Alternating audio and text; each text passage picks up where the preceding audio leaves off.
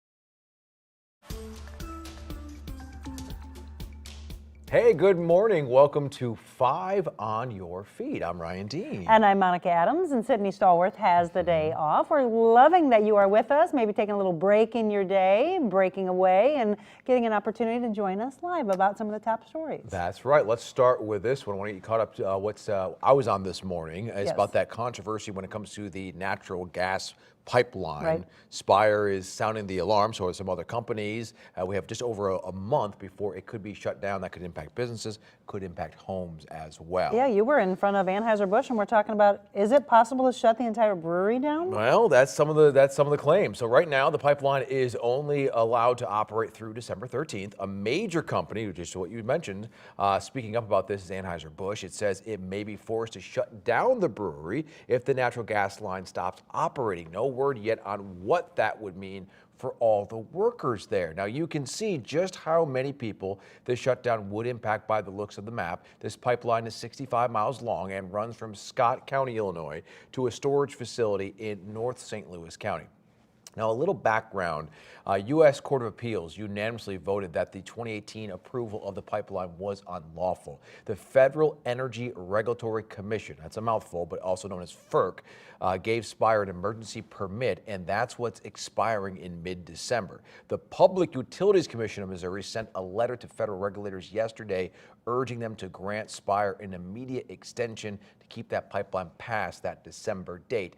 Now, the nonprofit, the Environmental Defense Fund, successfully argued to shut down the pipeline due to landowner rights and a lack of evidence showing there was a public need. It sent us this statement saying that no one has suggested the Spire pipeline should be shut down immediately, adding that a short-term extension is reasonable, a reasonable short-term solution, while FERC conducts a fact-based process under the law to determine the future of the pipeline. So I know there's a lot there. A lot there. Yes, right? I'll say it again. People are like, wait a minute, go back. Yeah. So basically, you have, Spire sounding the alarm because a court ruled that, yes, it's got to be shut down. But they're not going to do it immediate. There's going to be some time. Correct. And Yes. this nonprofit that was behind the lawsuit to get it shut down is saying the concerns of us running out of natural gas Right. are overblown Yes. because they say that the FERC, that federal regulatory agency, will step in and then grant this extension through the winter, get people through the winter. Yes. But that hasn't stopped, like, the businesses saying, hey, let's get this going. Yes. Let's extend this. You've had Tashara Jones as well, the mayor of St. Louis, say this could be really bad if things happen. So she sent a letter, issued a statement. You had Roy Blunt. You have bipartisan support here. So there's a lot to follow. But again, this agency behind the lawsuit saying people aren't going to lose their gas. Right, because that's what people are hearing. They're like, wait a minute, I only caught bits and pieces of it. Are we having businesses and homes? Is all going to be affected? Is it Right. going to happen during the winter months? No. There's Right. a lot that would have to happen to ever go to that extreme. For sure, Yeah. for sure. They're going to do what's best, I think, for the people, right? So if people are like, I can't get natural gas, Yeah. I think they're going to They'll extend step- this yeah. permit. And then once it finally figures it all out, which, who knows? Monica, will you get that and then get a lunch and then let us know at 5 p.m.? Yeah, I gotcha. All right. Let's go to this next story. It's making the rounds online. It's one of our website's top stories. This is Kyle Swanson, also known as the Predator Hunter.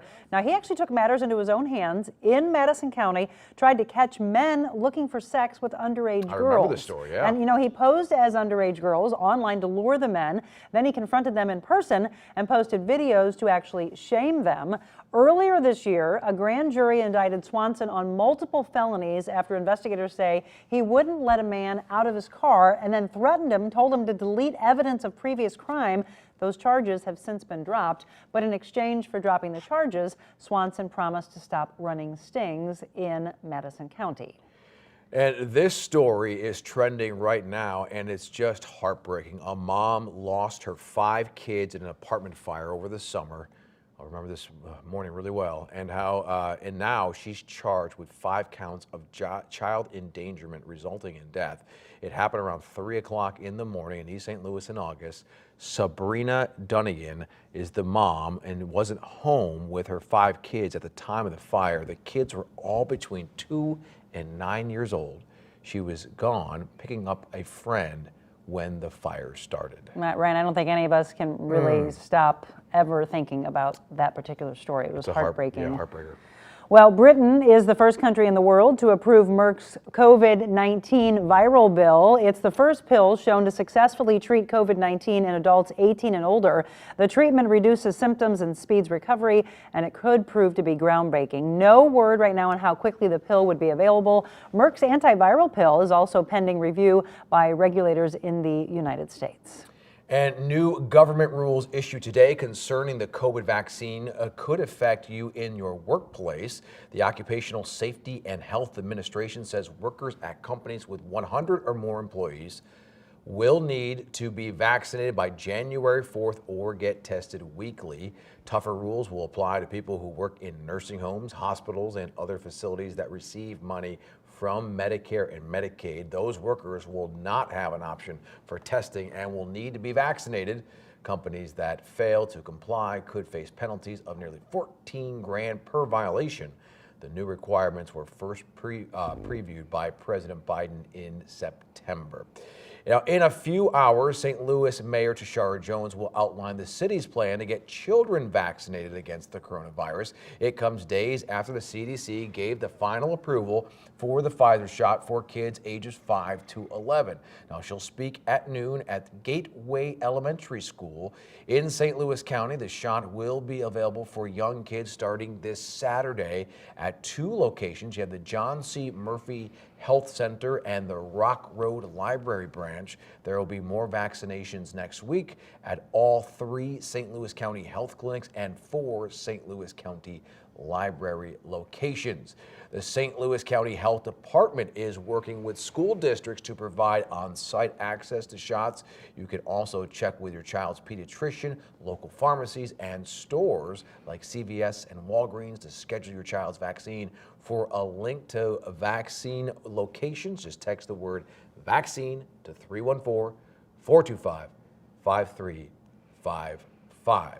And I know that Kirkwood was one of the first school districts, actually, Monica, to put out, hey, we're going to do a vaccine clinic.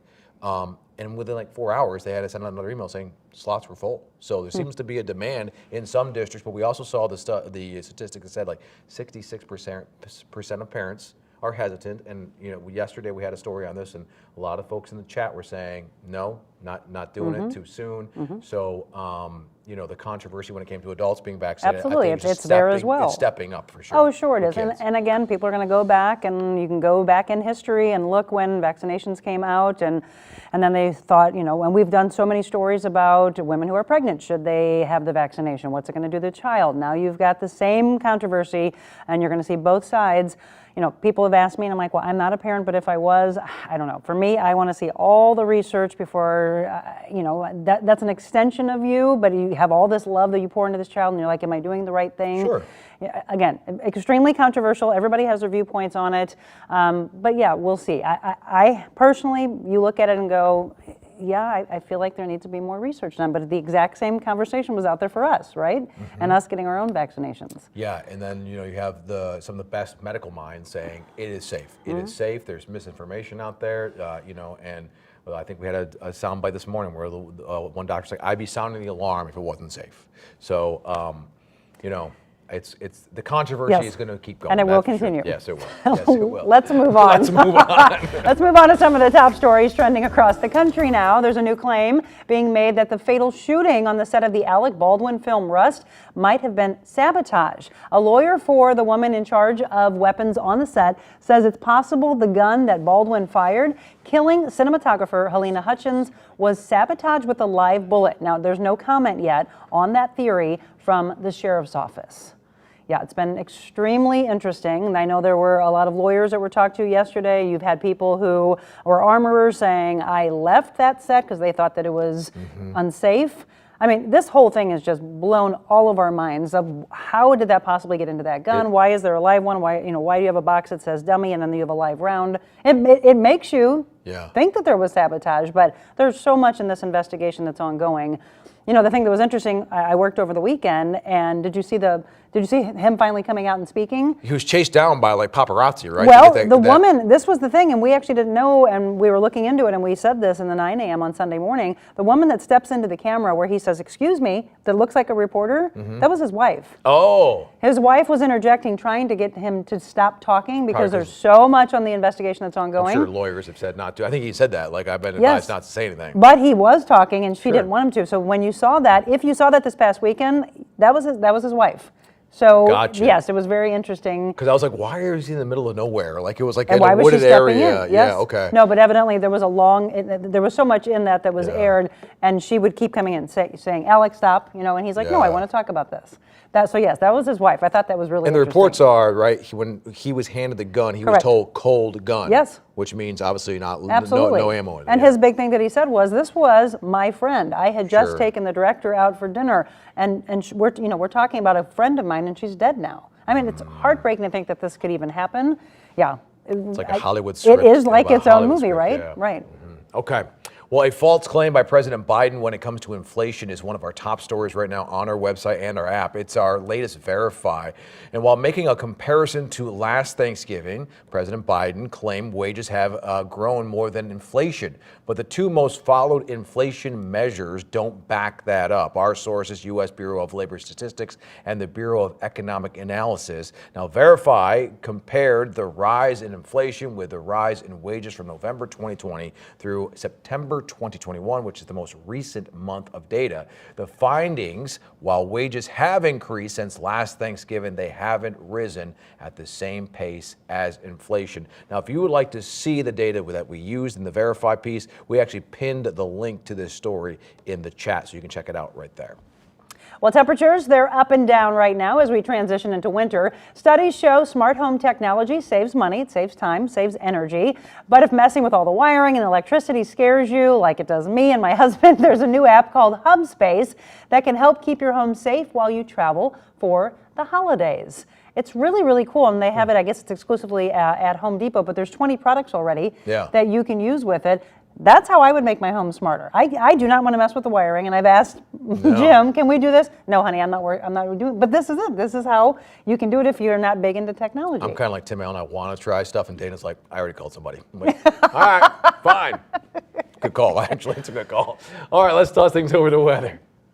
Hey there, thanks for joining us. Local Weather Time. Meteorologist Anthony Slaughter here with you. After this frigid start this morning, we are going to see numbers climb back into the low 50s today, but that'll do it. It's still below average, but sunny skies expected all day long after the frost lifts. Today, we'll have another round tomorrow morning, and then we're done with the frigid conditions as we head into the weekend. 54 today, 56 tomorrow, 60s for the weekend, and near 70 by Monday and Tuesday. Next rain in St. Louis develops sometime on Wednesday.